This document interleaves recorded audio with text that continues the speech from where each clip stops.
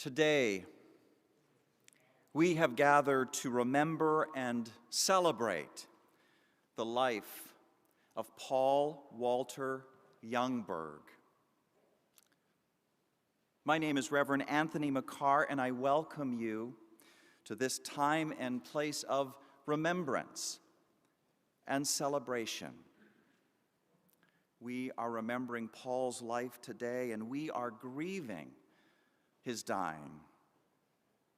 And as we share our thoughts and stories about Paul, we may occasionally feel like laughing, and that is fine. Paul's life gives us great joy, and at times we will feel like crying too, and that also is fine. We know the pain that comes with tenderness. There is such great grief in losing someone whose life we hold so dearly. But love lifts up all things. It hopes for all things. It endures all things. Love never ends. Said Unitarian minister A. Powell Davies, "When sorrow comes, let us accept it simply as a part of life. Let the heart be open to pain. All the evidence we have says that this is the better way." And so it is. Our tears will help us begin to learn to live with Paul's death. And we do this not as a matter of ending our relationship with him, but as a matter of beginning a new way, of appreciating his life and all it has meant and will continue to mean to us. To honor the life and living of Paul Walter Youngburg, his grandchildren will come up here and light our chalice for us.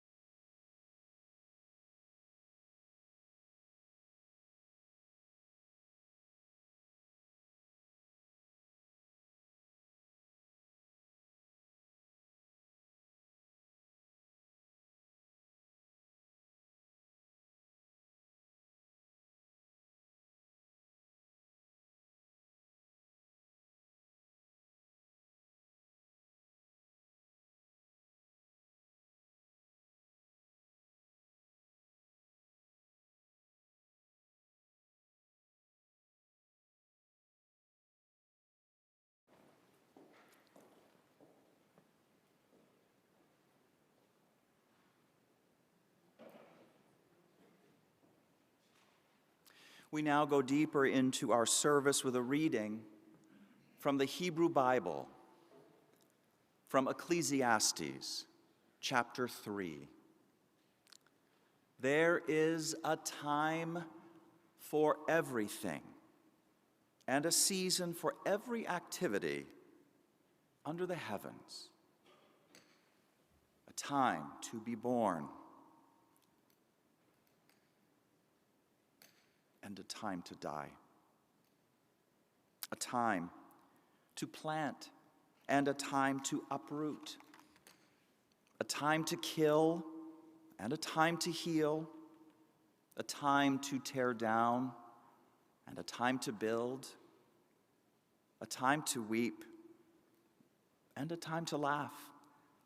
A time to mourn and a time to dance.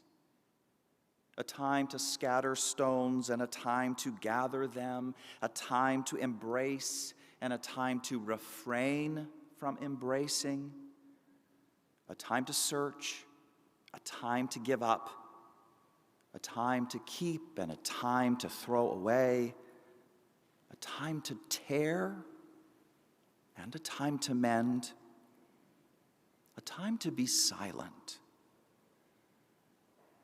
and a time to speak, a time to love, and a time to hate, a time for war, and a time for peace. There is a time for everything.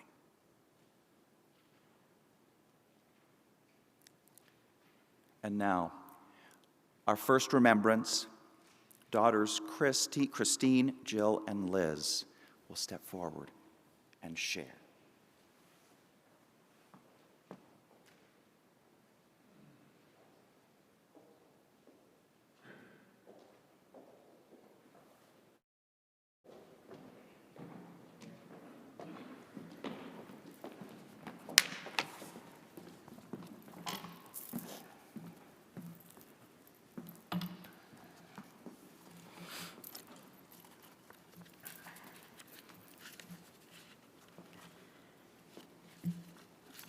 Kobe Bryant did a short interview with newscaster Elle Duncan in 2017. When she saw him at the event they were attending, she decided she wanted to get a picture with him. It took a while to get the picture because as soon as he saw her and her very pregnant belly, he burst into a grin and asked her how far along she was, how was she feeling, and the big question, what was she having? She responded that she was having a girl, and he burst into a grin and gave her a high five. "Girls are the best," he said. After a short talk, she asked if he wanted any more children, and he relayed a recent conversation he'd had with his wife. What if they were to have another baby and it was another girl? What would he think? How would he feel?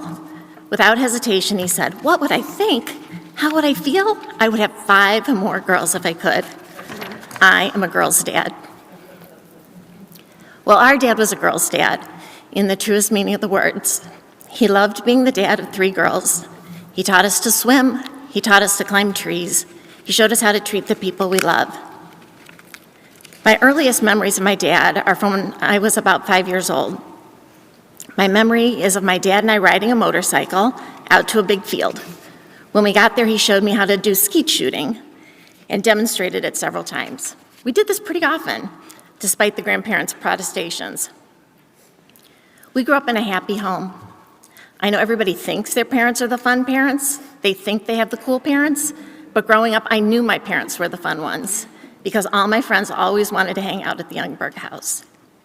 Our childhood was full of camping, boating.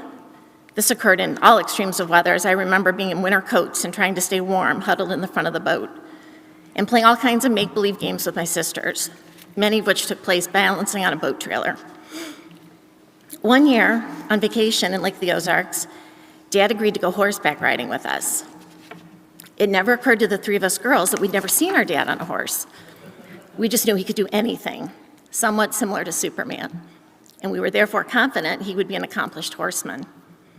Our grandparents, his parents, had come along to watch our departure on the horse trail. My mom and the 3 of us girls popped right up on our respective horses and then turned to watch Dad as he mounted his horse. It was one of the funniest things I've ever seen. As each time Dad tried to climb up on the horse's saddle, the horse would start to sway the opposite direction. And each time the horse started to sway, my dad would yell out, "Whoa, whoa, Betty, whoa, girl." Then he would try again, and again, and again. We all thought it was pretty funny, but our grandpa found it absolutely hysterical. I'll never forget looking at him leaning on the wooden fence, crying so hard he had tears streaming down his face. And then again, "Whoa, whoa, Betty," from Dad across the way. Somehow, some way, and with some serious assistance, Dad made it up on top of Betty. We rode along on our horses for a few minutes, and we passed a small lake. None of us thought anything about it until we heard our dad again, begging with his horse. Come on, girl, you can do it, let's go." We all turned to look, and Dad was sitting right up on top of his horse, but his horse was standing in chest-deep water, completely unwilling to move. At the time we found that day with Dad on the horse just funny. But it's as I've gotten older and had children of my own that I recognize these memories for what they really represent. A dad who would do absolutely anything for his girls. And he did. He taught all of us how to water ski. I actually asked him last summer how many people he thought he had taught to water ski in his life. He said 79. Now, maybe that doesn't seem too crazy if you've never tried to teach a person to water ski. But for Dad, it generally meant putting on a life jacket, treading water for a very long time in the middle of Lake Erie, while he held one of us in his arms and gave helpful hints. Keep your skis even with each other. Bend your knees. Try to stand up slowly, and don't drop the rope. Teaching a 5-year-old how to ski is an exercise in love and patience. And he did this 79 times. He did. He taught us. He taught our friends. He taught our boyfriends. He taught his friends and their children. Speaking of boyfriends, I have one great memory of Dad at my junior prom. I should say it's a good memory now. At the time, it was mortifying. I was upstairs getting ready for my first prom. My boyfriend and his parents were coming over so they could take pictures. I was nervous and I wanted everything to go super smoothly with the boyfriend's parents. Being 17, I was really self-conscious of what my boyfriend's parents would think.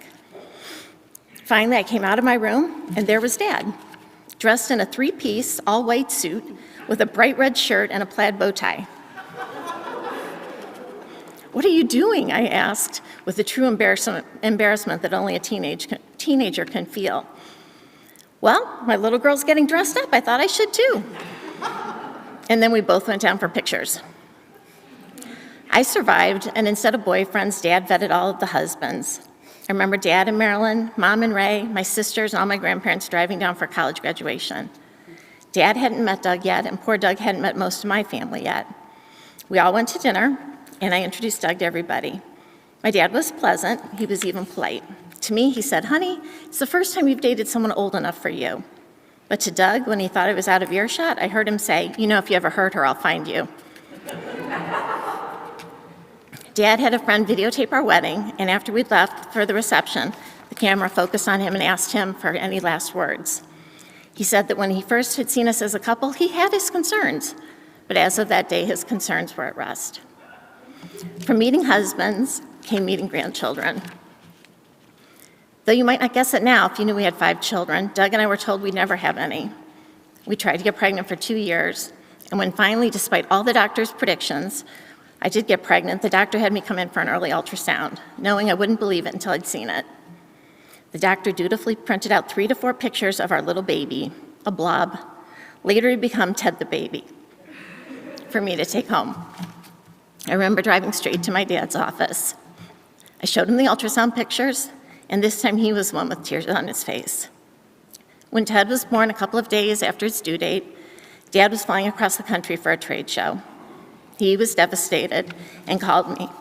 He couldn't believe he was going to not be there for the big day. But a few days later, when Dad came over to meet Ted the baby for the first time, he held him as if mesmerized. I knew this had been tough for Dad. He was a hard worker in a hard profession, one that had him traveling often during our growing up years. But he always made up for his absences when he was home. The day when he met Ted, he brought with him a huge lumber sign that said, "It's a boy," and giving all the pertinent information. It was about 10 feet by 8 feet and rested on our porch. That was the thing about Dad. He didn't do anything in a small way. Dad was always a central figure in the kids' lives. He established his own traditions with the kids. He would take them to Steak and Shake for their birthdays and out bumming in the tradition of his father. He was my #1 ride home from treatments and never just dropped me off. Instead, he would bring in his infamous work binder, and he'd be there when the 5 kids got home from school. He'd make them their after-school snack, help them with their homework, and ask me what sounded good for dinner. My answer was always the same: Swedish pancakes. And no one ever complained. Even if I'd had 3 treatments in a week, he was there 3 times a week, and 3 times a week we had Swedish pancakes. He came over every Halloween for trick-or-treating. Every year, he'd pick up Kentucky Fried Chicken to bring for dinner. One year, when he stopped, they were out of chicken. Boy, did that strike Dad as funny. Kentucky Fried Chicken, out of chicken. When Doug commuted from Cleveland to Rochester and back each week, Dad did everything he could do to help fill in the gaps. At the time, we had Family Fun Night, which was basically just an open gym. He came every Tuesday for 5 years. When Doug went through cancer 2 different times, Dad was always the one there at chemo treatments, bringing lunch and a movie to help kill time. As the kids grew older, they all have many memories of the lake house. We were there often for holidays and for the day-to-day life events. It was a perfect setting for a cookout, and the kids played many games and even had 4th of July bike parades. Dad traveled less then and was able to be there for many of the kids' special events. Dad taught the kids how to fish, a hobby he actually hated. He started off with Ted and Meg on a rainy weekend in Chautauqua when the kids were probably 3 and 4. Ted and Meg put their fishing rods in the water, baited it with summer sausage, and waited. It was about 6 seconds before Meg asked where the fish were. When Dad and Marilyn came down to visit us in Atlanta and we all went to the Christmas tree farm to pick out a tree, he carried little Kate on his shoulders for the whole time, playing peekaboo with her as they kept ducking behind the trees. Right after little Jill was born, we moved back to Cleveland. We lived with Dad and Marilyn for a few months. That was Doug, me, and 4 kids under 5, 1 an infant. It's a testimony to the patience of Dad and Marilyn that this time went so well. When our son Paul was born, it was Dad and Marilyn who stayed with the kids. And as our little kids grew up, Dad started the tradition of taking all 7 of us to the Rockin' R Ranch every year to kick off the Halloween season. This was a petting zoo, bunnies to hold, and a slightly creepy version of Barney that would come out and dance every year. We must have gone to the ranch well into the kids' tween years. I think everybody wanted to keep the tradition going. The kids practically grew up on Dad's boats and in the RV. Dad loved to gather the kids around a campsite at night as they got older and ask his soul-searching questions. Then he would wind up the night with everyone in their PJs, tucked into respective beds, watching one of his 2 favorite movies, Little Miss Sunshine or Crash. Dad was there for us and there for our kids. Last summer, in fact, the 3 of us girls and Dad got away for our first annual, and in the end, last Girls' Weekend. We all wore pink t-shirts, advertising the Girls' Weekend, and I don't think Dad ever took his off. He was indeed a girl's dad. People stopped him all weekend to ask about his pink Girls' Weekend t-shirts, and he was bursting with pride as he told people about his 3 daughters. He was a girl's dad, but he was a girl's and a boy's grandpa. He loved being both. One of his big gifts was that he made people feel special in his presence everywhere he went. He was a huge presence everywhere, and now his absence leaves a huge hole in our lives.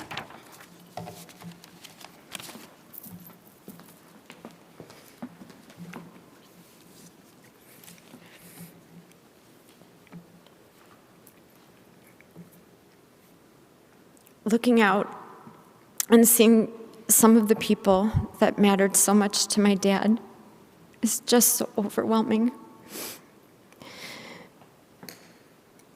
Overwhelmed by the grief and the void that we're all feeling, but also the feeling of being so blessed that he was in our lives as long as he was, and how fortunate we were to call him Dad.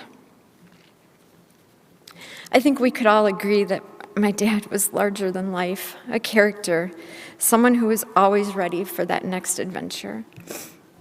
Luckily for us, those were all traits that we experienced on a daily basis growing up.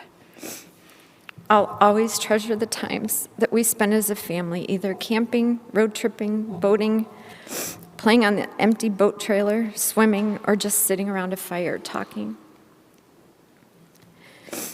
What a special childhood filled with love, laughter, a few mishaps along the way, of course, but always a way out with almost always a smile and a good laugh. He was the best dad. He was a protector, like the time he took care of all the salamanders that had gathered outside of our basement door. He was involved, like when he helped my mom pull off the Girl Scout Halloween party in our basement. He was a companion, like the time when I was about 6, and he said he would always be my pal. He was a home medic, like when he stopped the bleeding from a gash on my forehead with a cobweb found out in our own backyard. He was understanding, like the time we jogged by my boyfriend's house, who luckily became my husband, trying to appear as if it was a coincidence that we ended up there. My dad understood after a while why I couldn't possibly ring the doorbell and ask for a ride home, as I had misjudged how far of a jog it would turn out to be. Dad was also so supportive. He was such a cheerleader. He helped me He helped guide me along this crazy journey called life, one of the sayings my dad used quite a lot. His love, advice, guidance, and support truly helped shape who I came to be. My heart is filled with a lifetime of stories and special moments, a lifetime of cherished times with my dad. Dad was always that guy that would do anything he could to help anyone who needed it. If he was unable to help personally, he would resort to that binder, what he called his laptop, to find somebody that could. Dad was always about relationships, connections, and networking. He was a busy man, almost in constant motion, often designing his days around who he could connect with or connect others to. But he was never too busy to share his love of life and his adventures along the way. He loved sharing stories and listening to your stories as well. He loved connecting with others and always made time for them. I loved all the trips that Dad, Marilyn, Rick, and I enjoyed through the years, including Indiana's sand dunes, the Whiskey Trail in Kentucky. Dad was truly the happiest when he was spending time just being together with his family and his friends. Dad loved all of us. He loved us tremendously and never missed a chance to tell us how proud he was of us. He reminded me throughout the years that life is for the living and to take advantage of any and all the opportunities that come your way. That is how Dad led his life. It seems so fitting and oddly comforting that his last chapter in his life was doing just that. On a road trip with Marilyn in his RV, singing karaoke and looking forward to meeting with friends along the way. To take a quote out of one of the letters from my dad, he wrote, "Life's a beach, and then you go to heaven." It is so hard finding your footing in a world without your dad. But the love we shared will give us the strengths in the difficult days ahead.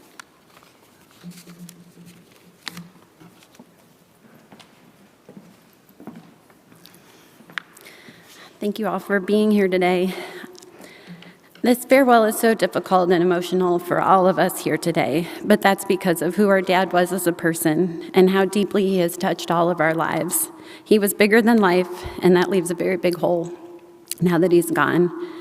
My sisters and I feel so fortunate and blessed to have had the exact dad we did.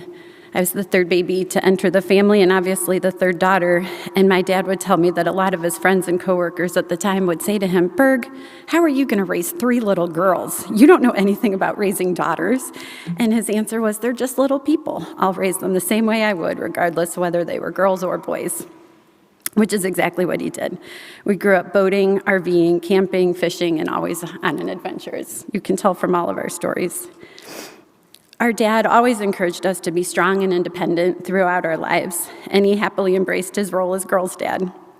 Chris had just talked about this a little too, but the summer before he passed away, we went on this trip to Sandusky, and we had such a wonderful and hilarious time. Chris had made those t-shirts, and they were bubblegum pink and the lime green printing on the back that just read Girls Weekend 2020 that he wore all weekend long.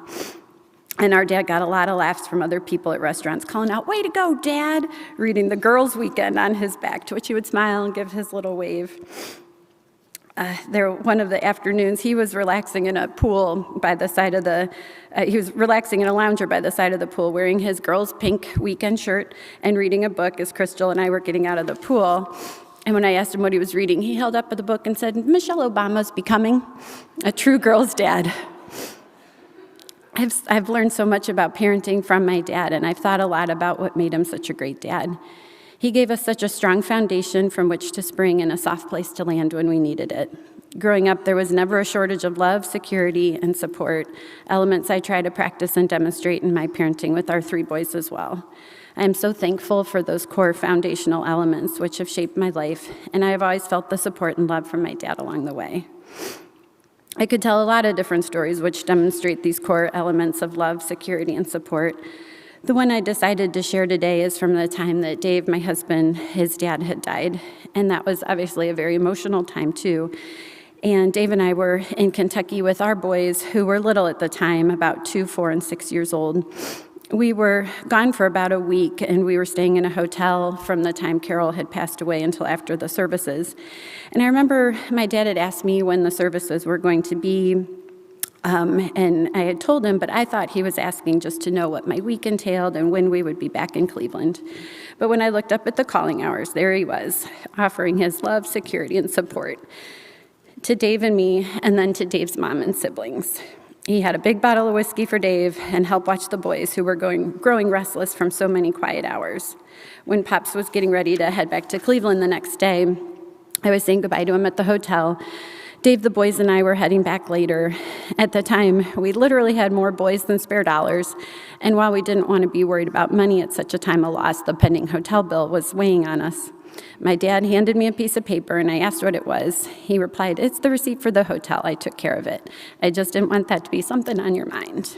That was our dad. He loved supporting the people he loved and helping any way he could. Having him there meant so much to all of us, and it's just one from many examples I could show the support and love he gave. Even though this goodbye is so difficult, it is also a celebration of his life, and I am celebrating having had him as my dad. The Youngburg blood lives on in my sisters and me and Pops' grandkids and the way he has touched every life in this room. To look around the room and see such an amazing circle of love and support is a true legacy, an absolute proof of a life well lived and a person so cherished by those who love him, and that is certainly something to celebrate. One of my nicknames growing up from my dad was Pooh Bear, which was a lot cuter and more endearing than the nickname which stuck, which was Dirtbag. So I thought it might be full circle to read a quote from Winnie the Pooh, which encapsulates how I'm feeling today and how I have felt since we lost our dad in February. How lucky I am to have something that makes saying goodbye so hard. We love you, Pops.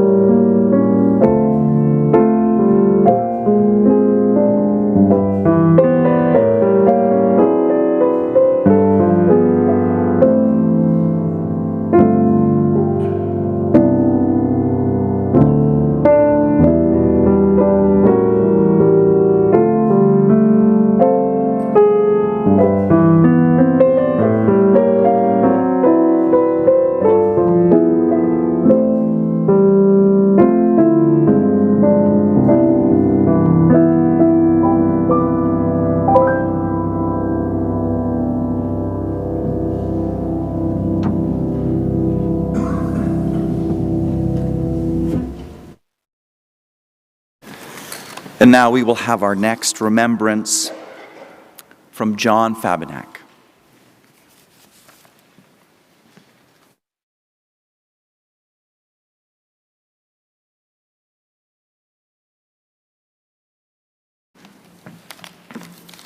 It's tough to follow that slideshow, and it's hard to believe in a couple of months it'll be a year.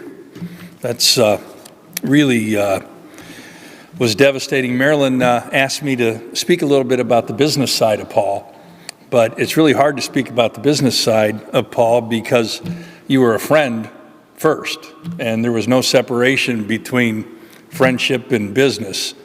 And so I'll have to touch on both. But I love that man, and I met him in 1985 when I was a young salesman, and we were in the copier business, which was lower than used car salesman at the time. And when we would have a used machine, we would take it to Paul's business on West 25th, and he would pay us cash, and we would put extra commission in our pocket.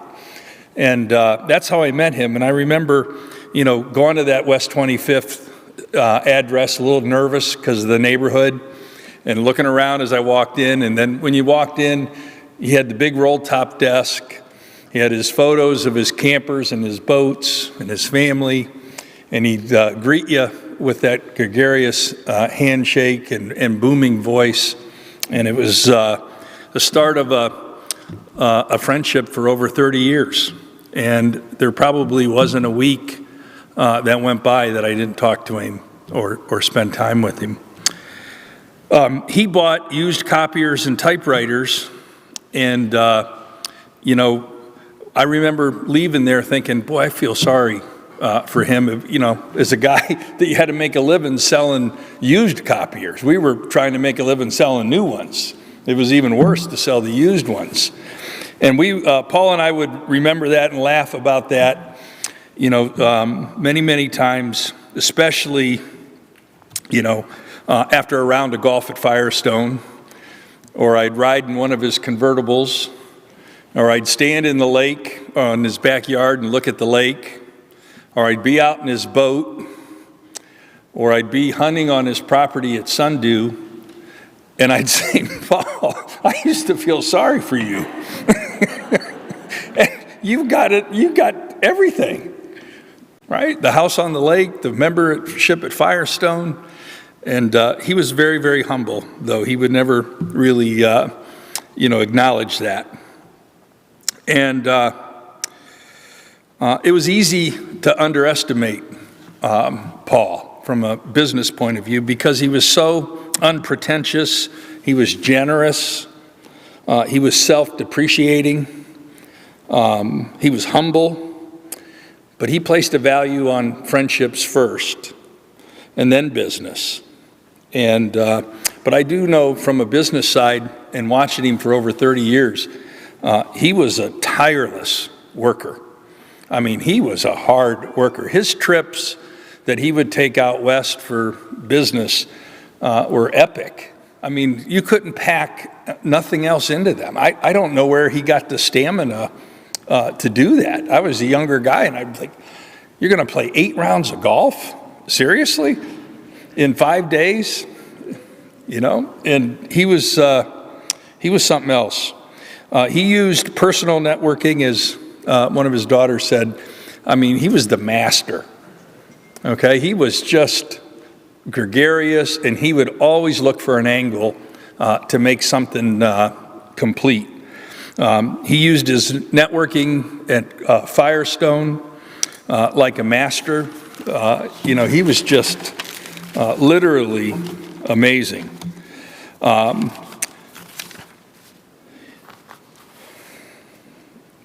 his creativity, nobody mentioned that. He was one of the most creative people that I know. Some of the things that he would come up with were so off the wall and so bizarre. I'd say, Paul, you're serious?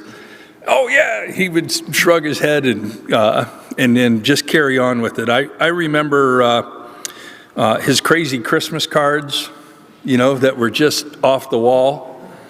And I remember his boxes of Christmas cheer that he would send to me as a business partner.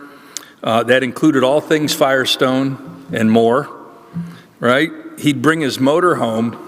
Now, who does this? He'd bring his motor home to our office, where now I was the boss, and I had 50 employees, and he would drive the motor home into the parking lot and open it up and have slime and sandwiches and cocktails for everybody. And everybody would come out of the office and go into his motorhome and have that. I mean, that's just the way he was. He was such a dear friend.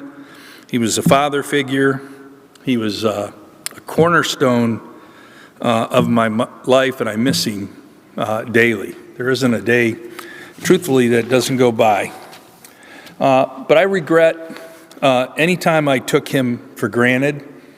I regret thinking that he was off the wall.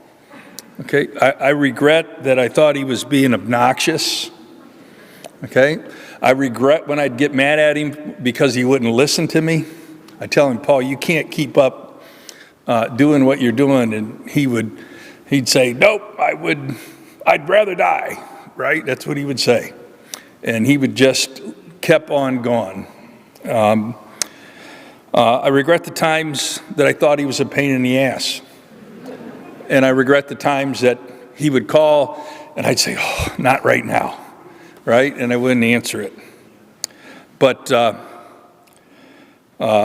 I thought his Christmas cards were weird, okay? Especially the one from the airport when he took a nice little tumble down the escalator. And his body was given out. I never even considered that he was, would be gone in a flash. It never crossed my mind. I mean, I knew that he was struggling from a physical point of view, and and he would get out on the golf course, and it was hard. But he just kept on pushing. He was relentless, just relentless.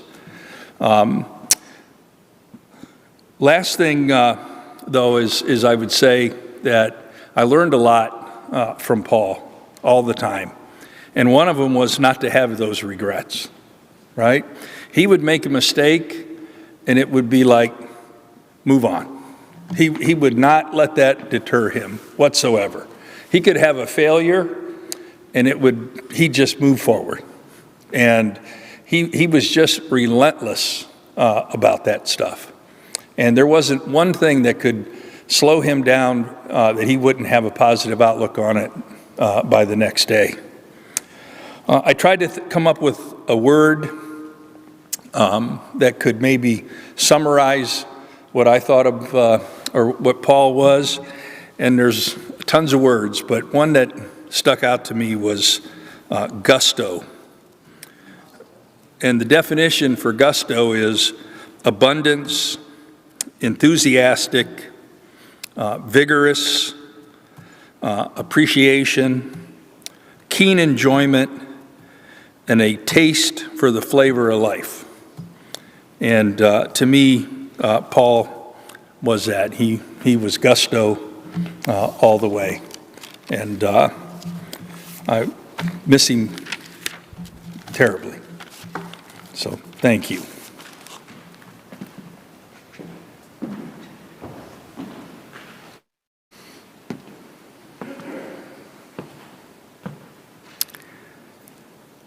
Life is like a round of golf by Criswell Freeman. Life is like a round of golf with many a turn and twist. But the game is much too sweet and short to curse the shots you've missed. Sometimes you'll hit it straight and far. Sometimes the putts roll true. But each round has its errant shots and troubles to play through. So, always swing with courage, no matter what the lie, and never let the hazards destroy the joy inside. And keep a song within your heart. Give thanks that you can play, for the round is much too short and sweet to let it slip away.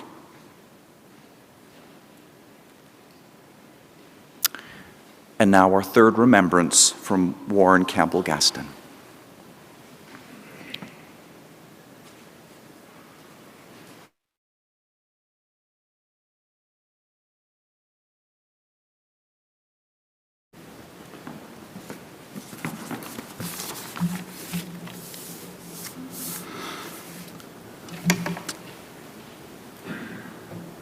At a New Year's Eve party in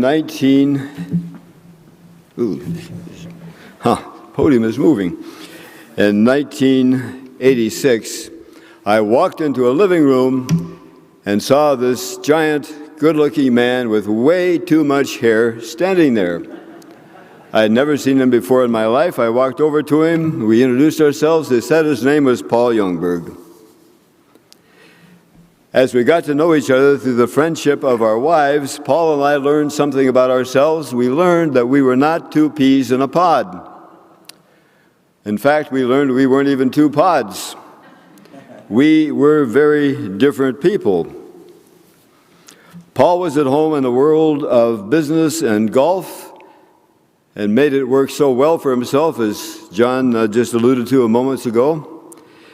And I was more at home in an ethereal world, not a friendship with which one would want to bet a whole lot of money. And yet, Paul Youngburg became my dearest friend for almost 40 years. Because of his Swedish heritage, I called Paul my favorite Viking. Now, Paul was good at both ends of the activity spectrum, from the spontaneous to the carefully planned. He could throw himself into the spur-of-the-moment event, and he could also spend weeks carefully planning an event, golf outings and so forth, as was alluded to earlier. I benefited from Paul's skill on both ends of that spectrum. In 1991, I proposed the idea to Paul and Marilyn and other friends that we buy a piece of property in rural Ohio. They did not think that was a crazy idea. And so we did, and Paul made that happen, and we enjoyed our 100 acres called the Sundew Sanctuary for 17 years, along with our friends Tony Valentino and Marianne Erdelli. It was a project that would have brought most friendships to ruin. And it came close on a few occasions. But it didn't. We even thrived through some of the toughest challenges because we were committed to be with each other.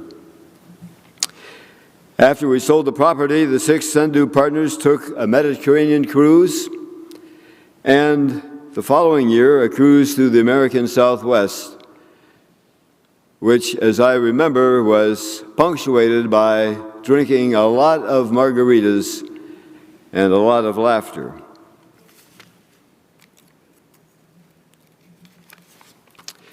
Catherine and I enjoyed 3 trips to Europe with Paul and Maryland. We wandered the streets of Athens, Barcelona, Florence, Istanbul, Paris, Pompeii, and Rome. And Paul and I were scolded in Greek as we rode a motorbike through the tight, twisted roads on the island of Mykonos. Guess whose idea that was?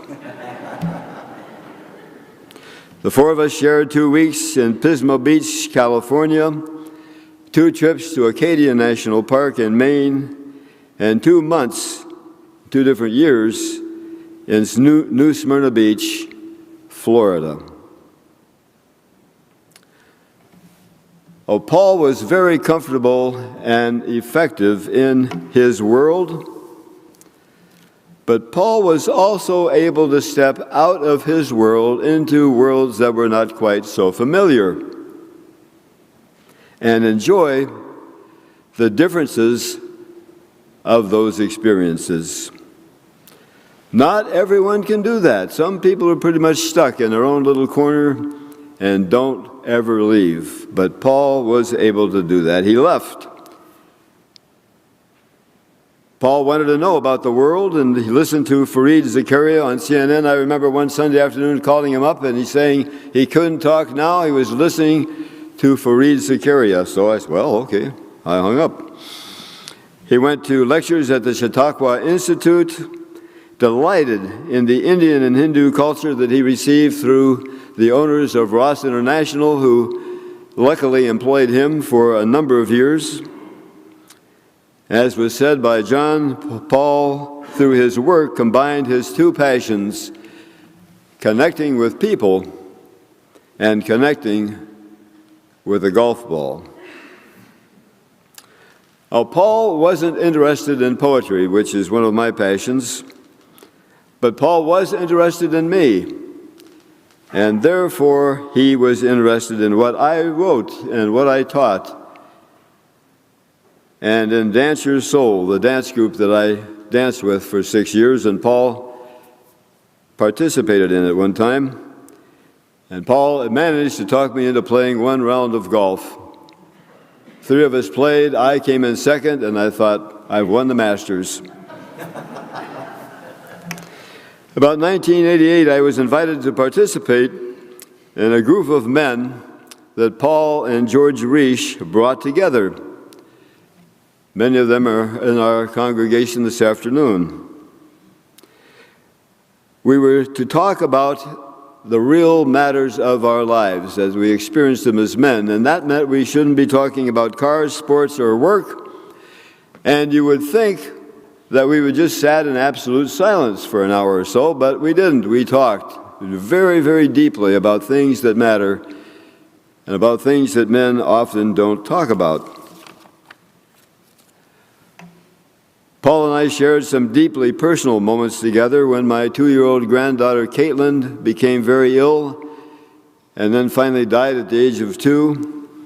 Paul was with me every step of the way, and Paul came to her funeral. And I was delighted to be asked to perform the wedding of Paul and Marilyn on New Year's Eve, 1987. One profound moment that Paul and I shared together was visiting a friend of his, Bob, from Mayfield High School days, during the man's last weeks of his life in the Cleveland Clinic. When we entered his room, Bob did not seem happy to have company. And Paul quickly read Bob's mood and said, well, we can leave. And Bob said, well, sit down. And we chit-chatted for a minute or two, and there were some moments of awkward silence. And then Paul asked Bob very gently how he was doing. And Bob was ready to talk about his illness, his pain, his fear, his nearness to death. It was a very hard but honest conversation. And then Bob continued by saying to us the most amazing thing. Bob said to Paul and I that he was glad to have lived long enough to get over the racism that he experienced in himself as a child and lived long enough to heal from that as an adult. Paul and I were both stunned but also deeply grateful for the honesty and the atmosphere that Paul was able to create with his old friend, that he felt comfortable in sharing that out loud. Finally, Bob said he needed to rest, and we thanked him for talking, and he thanked us for listening, and we left. And we went to Slyman's, one of his favorite hangouts, to eat those huge corned beef sandwiches. And I have never seen such a difficult visit handled. And believe me, I've been in a lot of situations like that as a minister. But I have never been in one handled so graciously and compassionately as Paul did with his friend that afternoon. Now, friendship is sort of like a play with two friendly audiences of one, and no actors, no script, no one putting on a show. Each applauds the other, celebrates the other, asks for the other's advice, and does not get mad when it is given. The play is totally authentic and improvised. And as a minister, I had to be somewhat comfortable about who I let all of myself out with, because there could be parishioners watching. But Paul was not a parishioner. Paul was a very, very good friend. And with Paul, I could let my unguarded self out. All my quirkiness and contradictions were presented live in front of Paul.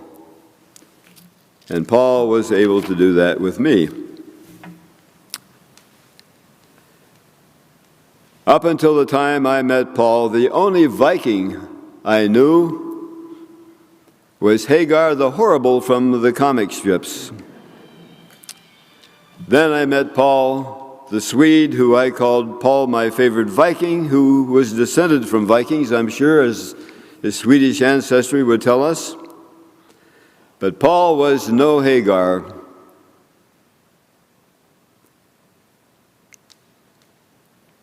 Paul was authentic.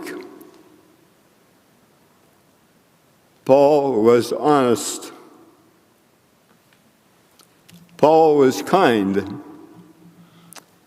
And Paul was one of a kind.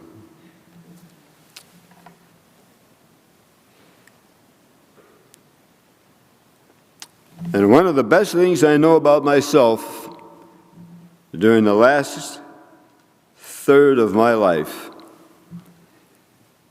is that I was loved by Paul Youngburg.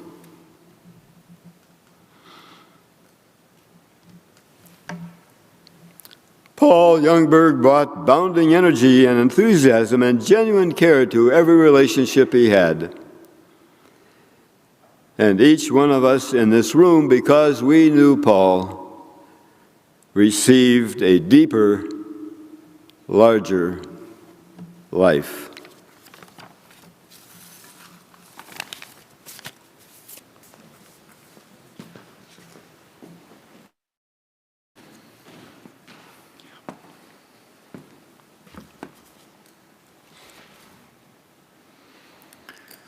Thank you so much for those wonderful remembrances of and tributes to Paul.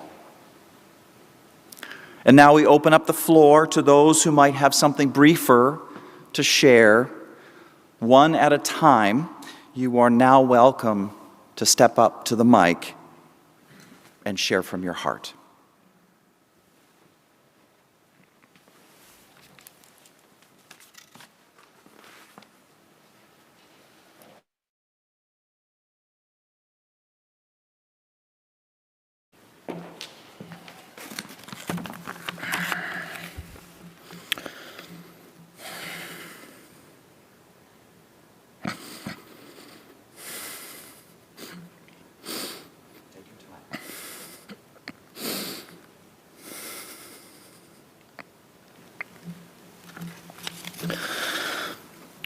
Most people here today know that Paul, or Pops, loved to spend time with those he loved, golfing, boating, camping, and golfing.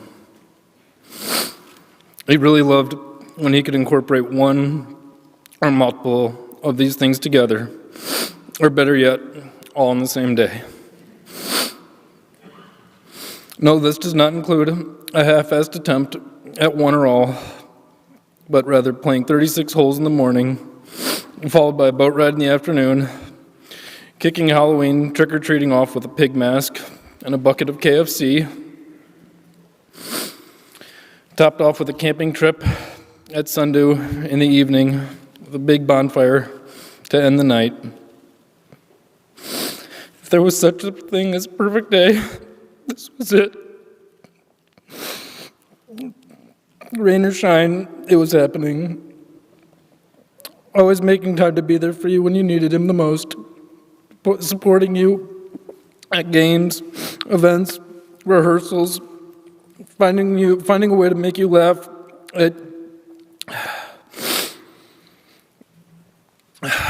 Jesus has been busy keeping up with him in heaven.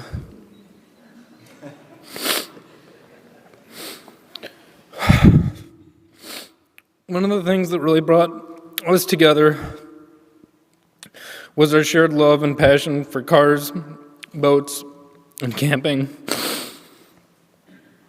When I was about 12 years old, and Christmas time had just passed, my birthday, which is in August for those who don't know, I called him asking for an early birthday gift.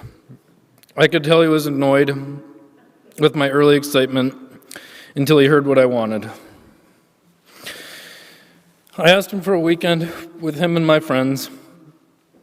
Not expecting me to request this, his mood quickly changed, and that summer was the best birthday I could have asked for. I got to go boating first thing in the morning, followed by Famous Dave's barbecue. More boating following in the night.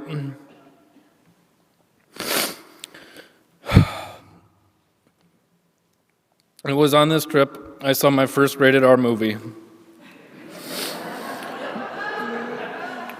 Little Miss Sunshine.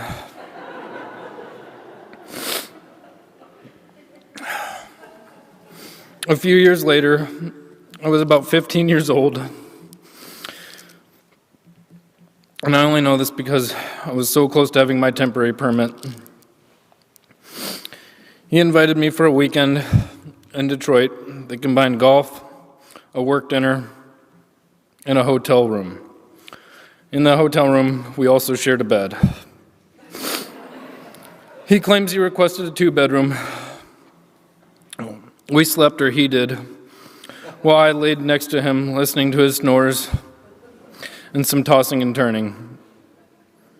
I don't think either of us had our best night's sleep, but when we woke up, we went to the Ford Museum to see how the trucks were made. He did this for me, knowing my passion for cars and trucks. This followed by a dinner with his clients, and then another movie, Gran Torino. Another memory I will always cherish was the Sundew property. The many acres shared with their friends and families over the years was something so special. A getaway tucked up a long gravel driveway to a cabin in the woods was a treasure for many reasons. Spending time with those he loved, in a place he loved to be, having the biggest fires a kid could imagine, ones that lasted into the next day, building a tree fort, making a snowman, hiking in the woods, going boating, and of course, the golf course not far away. Laughing and playing practical jokes was a big part of who he was and how I will always remember him. Pastimes include attempting to pay for products or services in a foreign currency, speaking in a made-up language, and doing things that made him who he was, like the tradition of burning a Christmas tree in mid-July, the annual kayak adventures at Camp High, where we'd all spend the day on the river, followed by a barbecue and a competitive game of volleyball.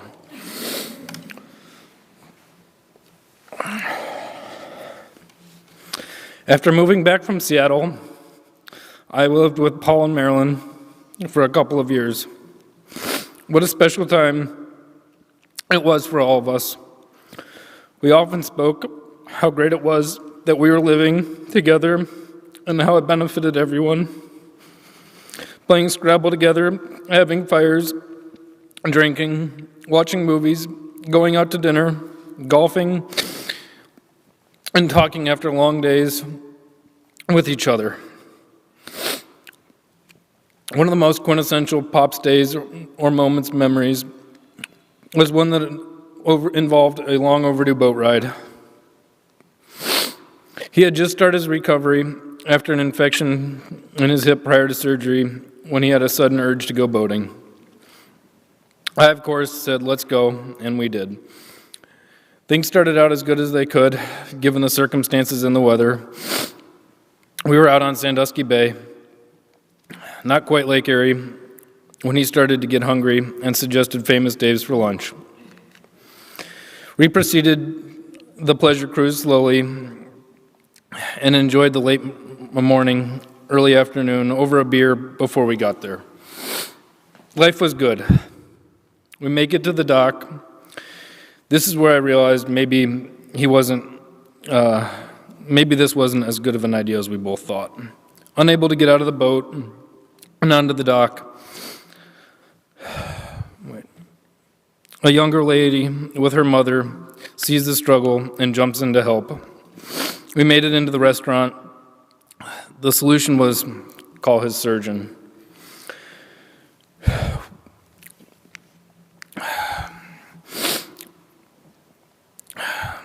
The doctor replied, "Where are you?" And he said, "Cedar Point with my grandson on a boat ride." His reply was somewhere along the lines of, "You've got to be kidding me." No, he was not. This was real. Just like the entrance to the boat, the exit was, or just like the exit from the boat, the entrance on the boat was just as big of a hurdle. We somehow managed, with the help of a young dad, to get him in the boat, and on the way home we went. The surgeon calls him again, asking how it was, and we hit a big wave, and he let a big roar of pain out. And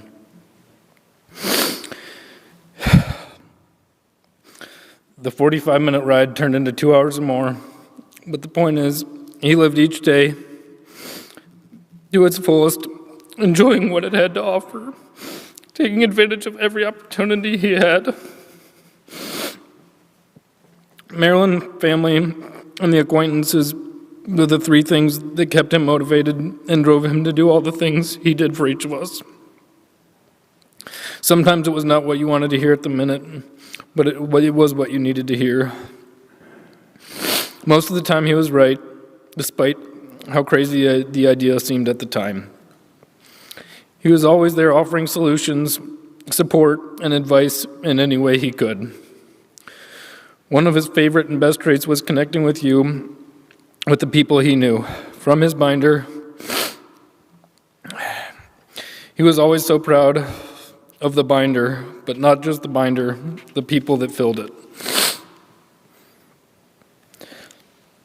Paul also loved to be his own version of a DIY guy, almost like the show Home Improvement. Sometimes there was a plan, sometimes there wasn't, sometimes it went to plan, sometimes it didn't. Either way, despite the outcome, he loved a challenge and the feeling you got when you did it yourself. Having fun and embracing life was one of my favorites. This held true till the very end. In the last year, he accomplished a lifelong goal of any boy, having the biggest and best toy, or in this case, a motorhome. Not just your average motorhome, a giant RV. Just the thought of the RV would render him sleepless for at least a week. You're planning every last detail of the trip.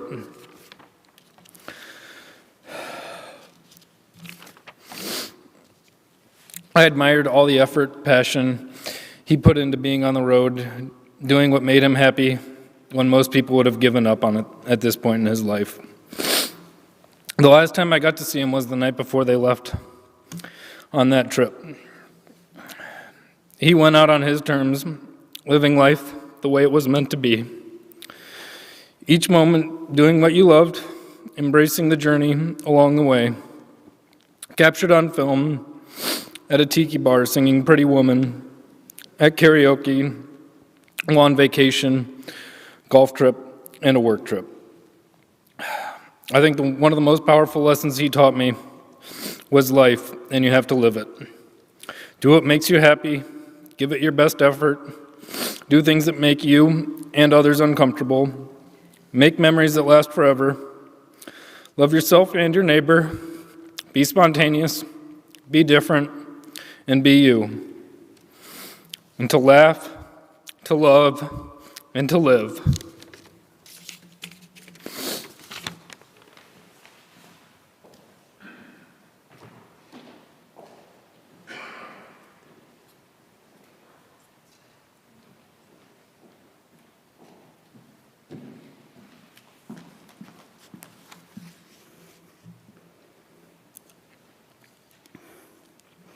Hi, everybody. Thank you so much for being here.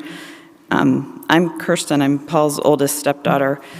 My mom and I were talking about Paul just yesterday, and she said, I was so lucky. And truly she was. They both were. I'm so grateful that they rediscovered each other and that we got to witness the deep love and true partnership they shared. And I'm so grateful Paul came into our lives. As I think about all the gifts Paul gave us, one in particular stands out at this time of year, the movie Elf. I still remember Paul saying to us many years ago, "You've never seen Elf? Oh, you have to see it." And he made us watch it, and our entire family has loved it every Christmas since. And I really can't overstate how much that movie means to Terry, Maddie, Lily, and me. And every time I watch it or think about it, I think of Paul.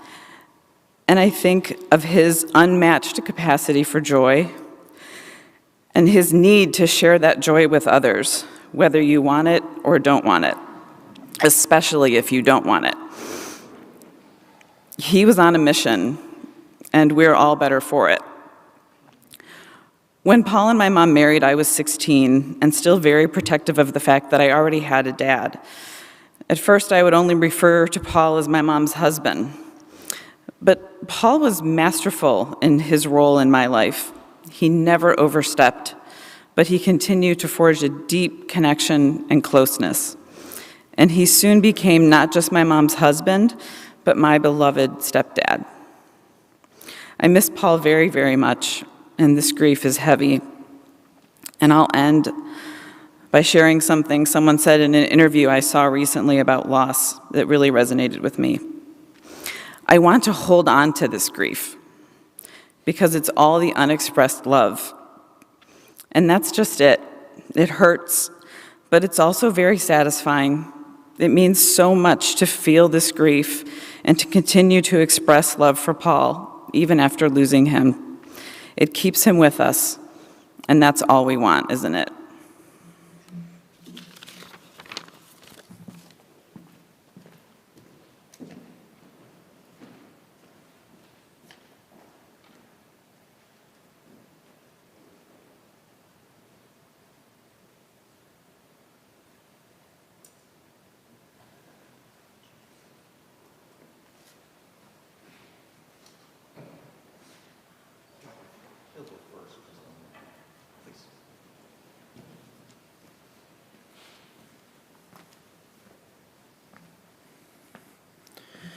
Thank you all for coming here.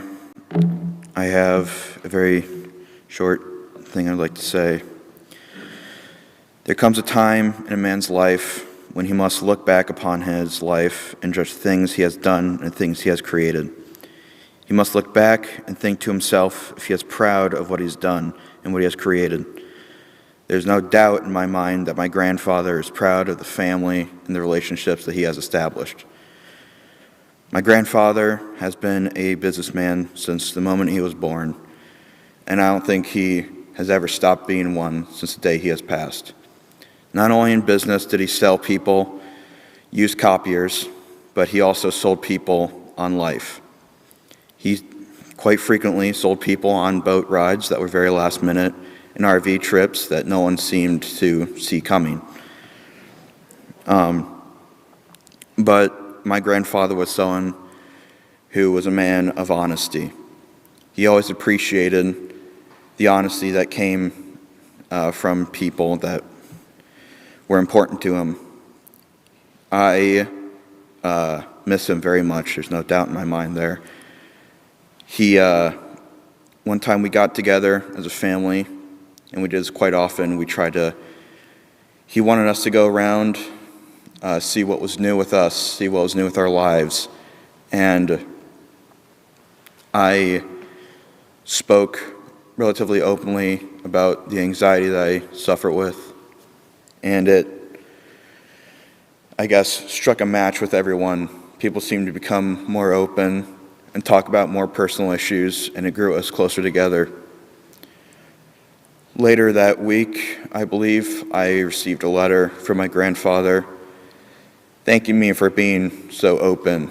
And I did not bring that letter today because he requested that I keep it between us, and I believe I should keep it between us. He was a man who always lived to the fullest extent. He always got up early and seized every second of every day. It is people that we lose that just seem to shape us into who we are. It takes a toll on our life and changes us entirely. I'd like to share with you one very short thing that when I heard reminded me very much of my grandfather. If you have $86,500 in your bank account and you seem to get that every day, you will go around trying to spend each dollar and each cent you have, and you will accumulate that money the very next day. This is no different than the seconds that we have in life. We should be spending each and every second with the most purpose that we can find. Even though we will get that 86,500 seconds back the next morning, we should go around and do just about as much as we can with that time. Thank you. Kirsten will offer our last share.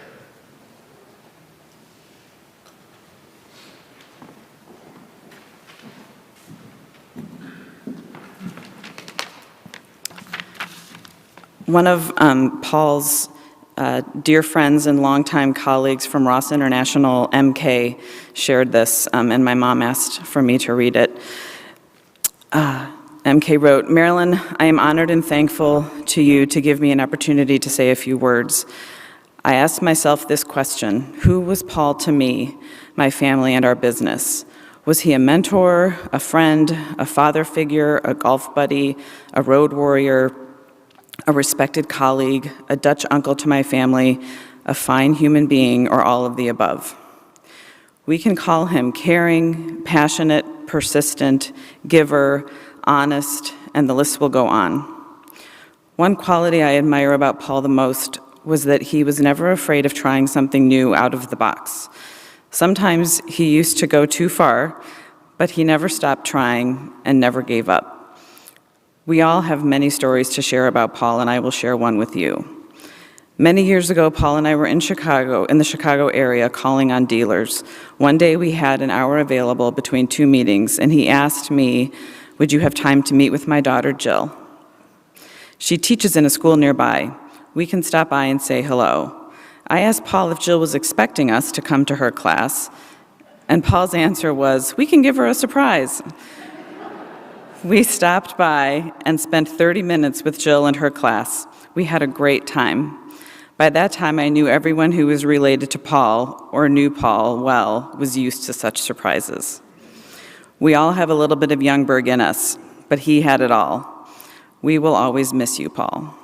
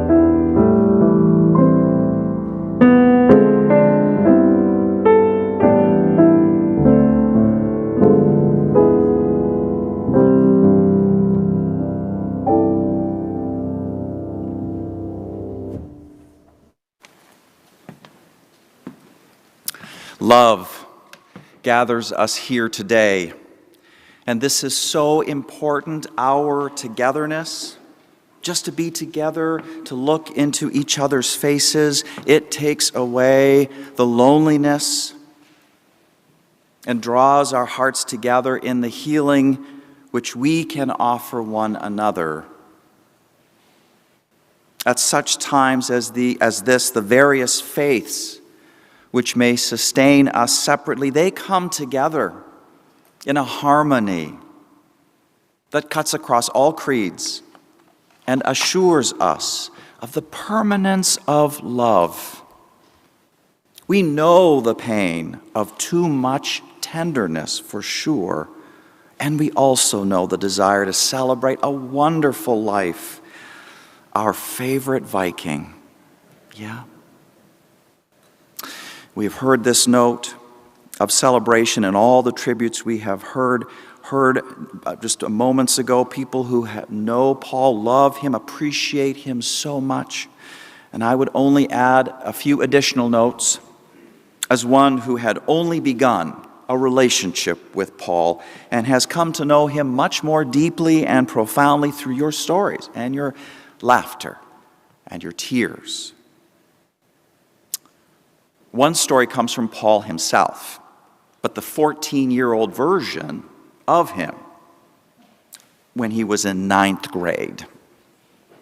The story's title is My Life, presumably some school writing assignment. He wrote, "Whee!" went the siren as my mother was in a police car on her way to the hospital. The question was whether we would make it to the hospital on time. Whee! Went the siren again and again as we were going faster and faster. Finally, we got there. We made it on time. I was born February 17th, 1943, in Cleveland, Ohio, in Women's Hospital.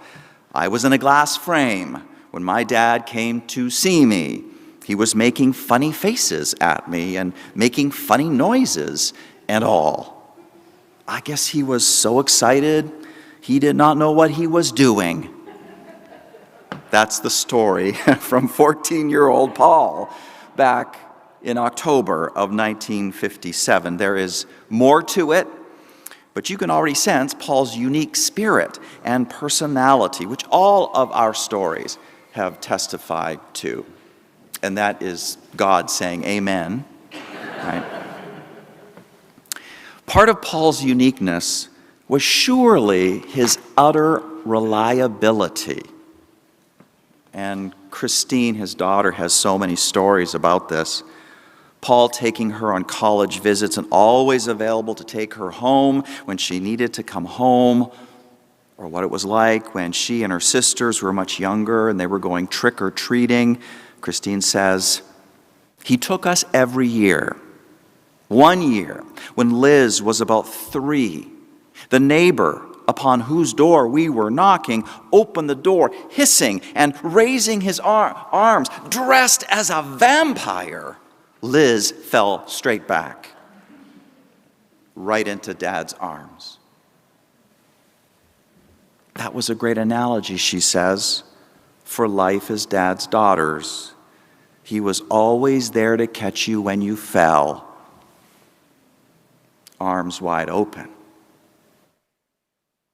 Christine's daughter, Kate, speaks to Paul's reliability as well. She says, "It is hard to really put into words what my grandpa, Stumpy, as we lovingly called each other, meant to me. My grandpa was just always there. He was there when the chips were down, so to speak. He helped raise us when our parents were going through tough times. He taught us how to cook and make his favorite dinner of Swedish pancakes with us on the countless nights he stayed over. He was a doer. You didn't have to ask or wait or hope for Stumpy to show up. He was just there, no questions asked." Now, as we honor this aspect of Paul's uniqueness, we should all bring awareness to what life was like when Paul himself was a child. I am told that his mom used to have terrible migraines and was just not available to him, as any child would have needed. She would ask him, "Please, can you go outside and play?" He would have to fend for himself. He would have to be there for himself with the natural world as his main source of comfort. Somehow, this same child, would grow up to be rock solid, reliable for everybody else around him. It is an astonishing accomplishment, given the challenges he faced growing up. He was rock solid, reliable. And this includes his many forms of generosity. We have already heard so many, how during his 58-year sales career, he served as a mentor to so many people. How with his friend Dave Pietz, I'm not sure I'm pronouncing that right, but with his friend Dave, he helped set up a men's support group. We heard Warren speak to that, a men's group. No cars, no sports, no work.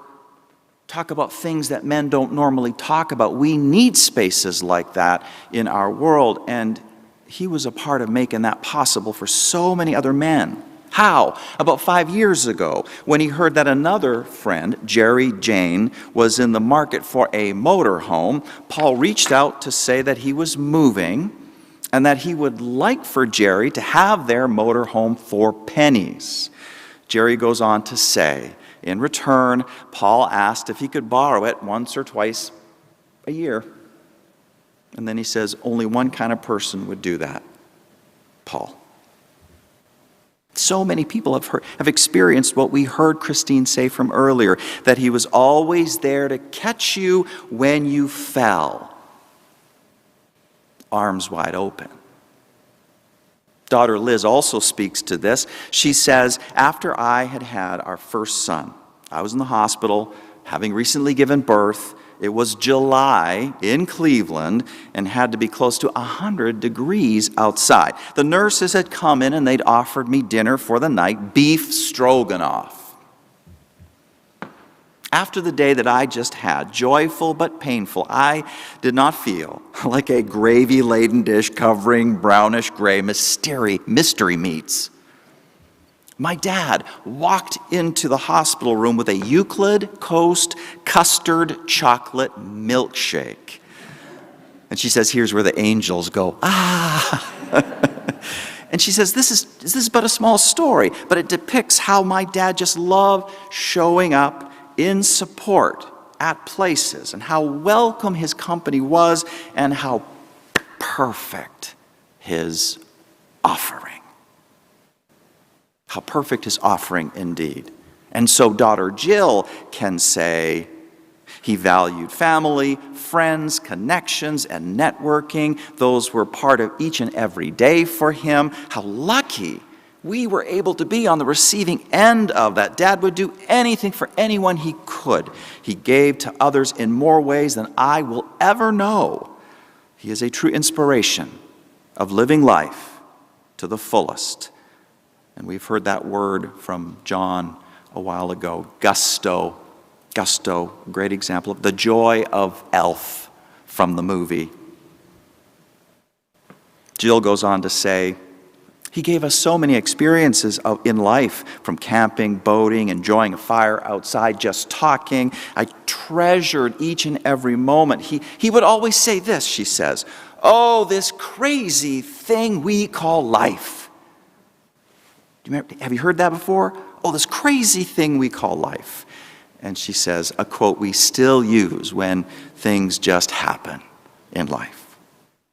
Now we could just go on and on with the stories of Paul's rock-solid reliability and generosity, but there is so much more to his uniqueness, another part of which is echoed in that mantra, which he would repeatedly say, and which was, we heard just mentioned by Jill, oh, this crazy thing we call life. We can also hear this echoed in his 14-year-old voice, which started off the essay about his life, singing, where he sings, "Wee, wee," went the siren.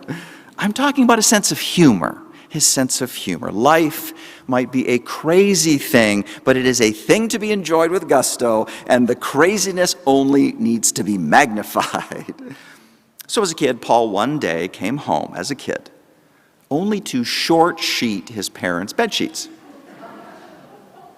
Then another time, he put a beer can under their new mattress, and they got up in the morning upset and ready to call the mattress company to complain about the faulty spring. Much later, when Paul's mother had become a grandmother to his daughters, Paul taped one of those scary-looking troll dolls, you know what I'm talking about? He taped one of those scary-looking troll dolls to the bathroom mirror, knowing that the kids' grandma got up every night. They woke up to her screaming that night. Oh, this crazy thing we call life, right? Yet another story is about the time he stopped at his parents' house in the evening when they were gone and reversed everything that they had left in place. Any light that they had left on, he turned off. Any light left off, he turned on. The curtains that were closed, he opened them. They got home, they called the police. Sure that someone had broken in. The police went throughout the house. They cleared the scene. They went out of the house, saw the parents there. They came out with a note. "Who is the Berg?" they asked. There's a note on the kitchen counter that says, "The Berg was here." They admitted, "That's our son." The policeman then asked, "Well, how old is he?" Quite irritated by now. Their answer, 34 years old. But no one was immune. Just one more story. This one comes from Paul's youngest daughter, Liz. She says, sophomore year in high school. When I was a sophomore, I ran cross country for the high school team, and my dad came to many of my meets. One late afternoon, after a race, I'd already said goodbye to my dad and was trying to be cool, talked to certain upper-class boys on my team. I am certain I had an innocent crush on one or several of them. All of a sudden, they all got very quiet. Their eyes got big, and I believe a jaw or two dropped as they all looked over my shoulder. I remember turning to see what was causing this quiet gasping, and there, driving behind this chat session, was a very large maroon Cadillac driving very slowly. And at the wheel sat a man with a pig mask covering his whole face, staring out at us. The guys were all asking, "Who in the world is that?" And I, half mortified, said, "Oh, that's my dad." I am told that one of Paul's absolute favorite jokes was handing one of his daughters the phone when a business associate called. He never grew tired of this one. He would say, here, answer the phone. This is going to be so funny. Oh, this crazy thing we call life. The fact is, life can indeed be crazy in that it hurts people really badly. And Paul knew that hurt. He knew it intimately growing up. But again, the astonishing and admirable thing about him is how he grew into this generous, solid, loving man with such gusto, who would just not allow the hurts of the world to flatten him out, to eat him from the inside. Rather, he was able to step back and to see the bigger picture. Life is ultimately not a tragedy. Life is ultimately a positive thing, a comedy in the classical sense, where in the end, everything lost is found, and all conflicts are resolved, and love wins. And from this perspective, his jokes tell a deeper truth. His jokes tell a deeper truth about what it means to be human.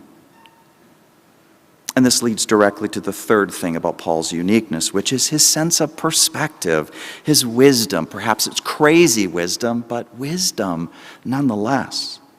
For example, Marilyn tells me that they would always say this to one another. They would say, I do not understand how your brain works, but I find you very interesting. And then she then says, that was what kept the magic alive. Yes, yeah. Or consider this example of his unique wisdom. The story comes from his friend Fred Woolley. He says, every meeting with Paul was memorable. I never knew anyone who loved golf more than he did. I met up with Paul once in Ohio to play golf. It was raining, but we played anyway. By the third hole, we were soaked. Paul kept saying it wasn't that bad.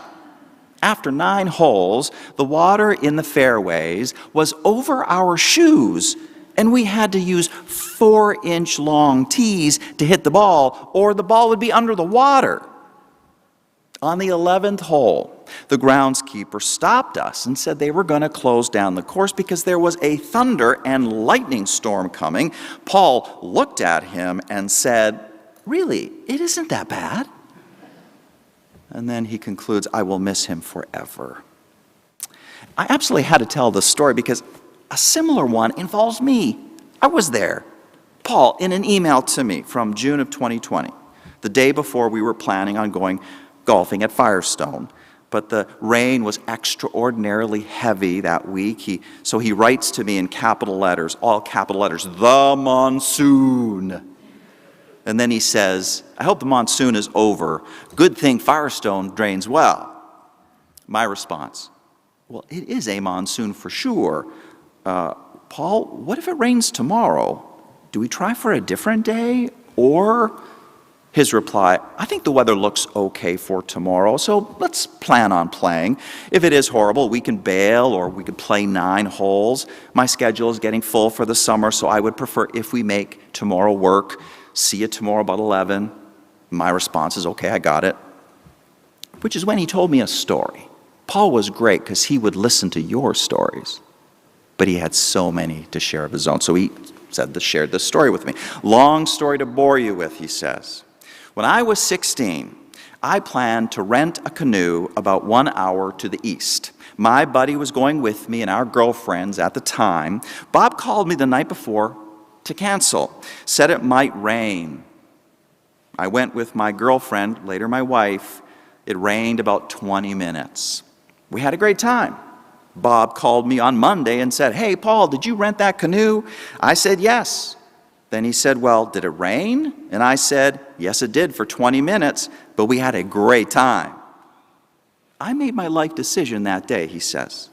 If I was going to live in Cleveland, unless it is terrible, go ahead with your plans. 90% of the time, you will have more fun doing something even if the weather is not perfect. So that is part of my reason to go tomorrow. Sorry to bore you with another Paulism. My reply, Paul, this is a great story. In fact, it feels like a poem to me. Could I share this with others? Paul says, sure. If it turns into a New York Times bestseller, I would like 3% of the net profit. See you in a few hours. As I saw him, Paul was a man whose head was screwed on straight in a world that can indeed be twisted in its mundane details. There can be inconveniences. Things can happen that are way more than inconveniences, but throughout Paul's priorities were on target. He never allowed details to get in the way of what was truly important. A serious story comes from his granddaughter, Kate, which was about the last time she ever saw Paul. She says, the last time I saw him will forever be one of my most cherished memories. He asked us, throughout all of the craziness and devastation of the last year, 2020, the start of the pandemic, he asked us, what was the one thing we had learned? Through tears, I remember saying how grateful and blessed I felt to have such an amazing family and support system behind me. No matter my failures or triumphs, they would be there. And in one of the worst years of my life, I knew I had an amazing family that would love me and encourage me no matter what. He taught me that you don't need to do anything remarkable to be worthy of love. So listen to that. You don't need to do anything remarkable to be worthy of love. Remember that little boy who lived most of his early years outdoors, fending for himself. That little boy grew up to be the man who said this.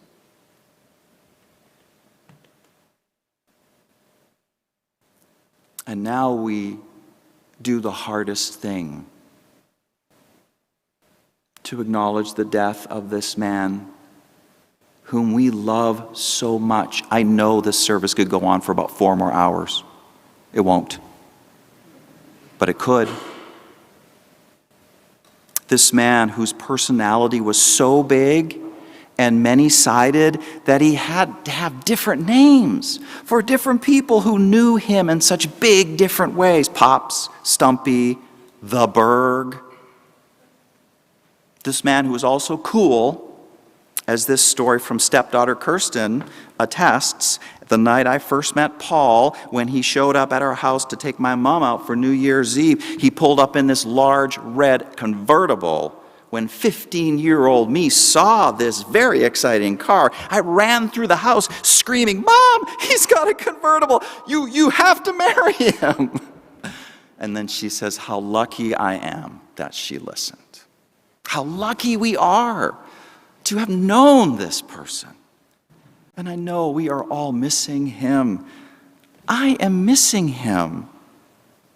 It's just as Christine's husband, Doug, says. There is a vacuum in our lives without him, and I can't tell you how many times I've wished I could call him in the last 9 months. Paul has died.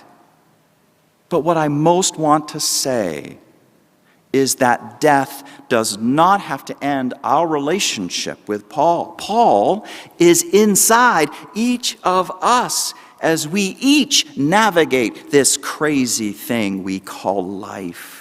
Paul is in the love and in the sense of inherent worth that we heard Kristen speak to a moment ago. Paul is in all of these stories and all of these jokes and these quirks which have become memories that we will hold close forever. His life is a testament to a young boy's resilience and the power of hope over despair.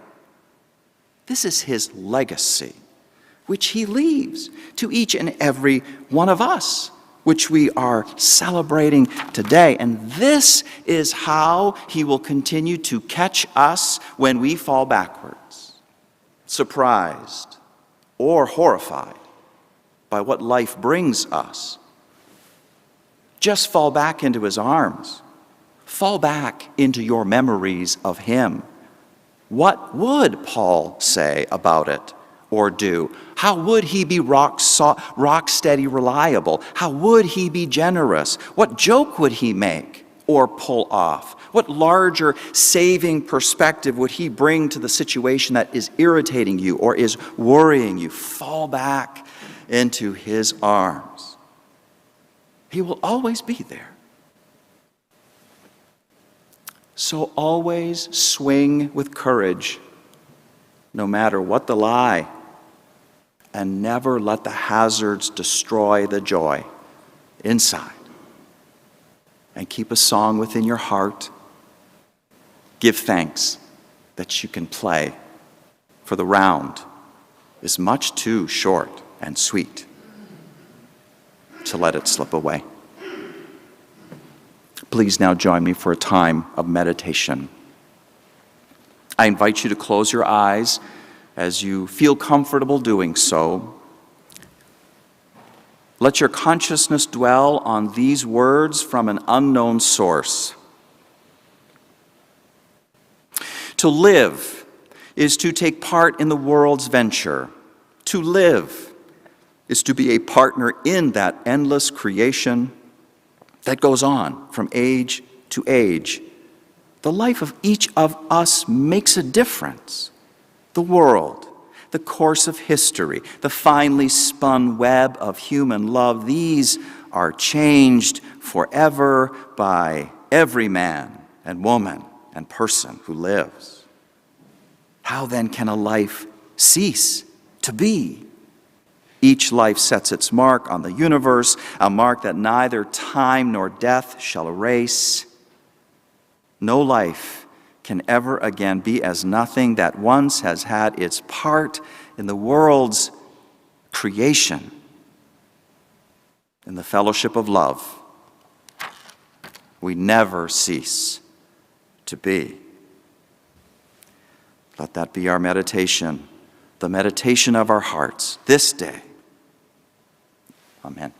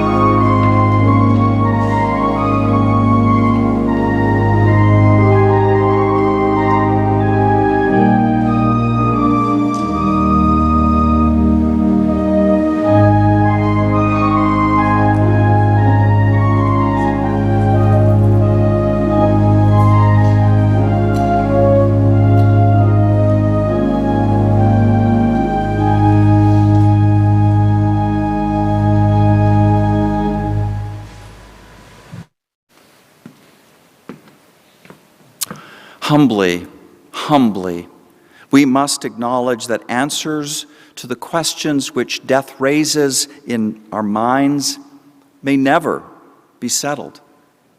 But one thing we can know for sure is the fact of love and the will to say yes to life with gusto, and the will to live every day and every moment of life until life is no more. Therefore, we have gathered this day as human beings have gathered for long millennia to speak together of one who we have loved and lost, and to seek in that speaking some clue to that which abides in the midst of all change. We return to our memories and to our love to discover that which triumphs over death. In the fellowship of love, we never cease to live. In the upcoming days and weeks and months, as we continue grieving Paul's death, let us strengthen and encourage each other. Let it be a time of continuing to remember and to share feelings and stories about Paul. While he has died, he still lives on in all of us here, in all his family and friends, all the lives he touched. The love we have for him will never end. And now we will have our chalice extinguished if Ted will come up and do that for us.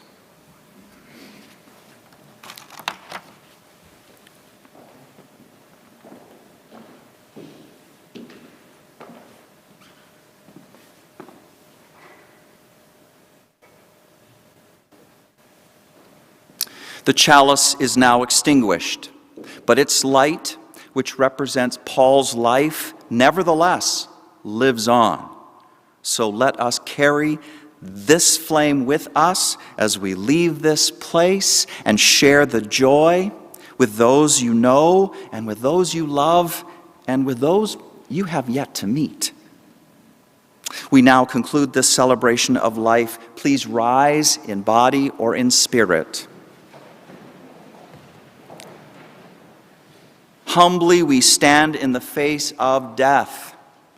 Confidently we stand with life because we share one fate and a great compassion.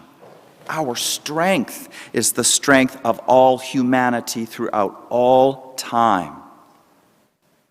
Let us go now in acceptance and in thanksgiving, grateful for the life of Paul Walter Youngburg, comforted by one another's presence and sustained by the peace of all that is sacred. So may it be. Amen.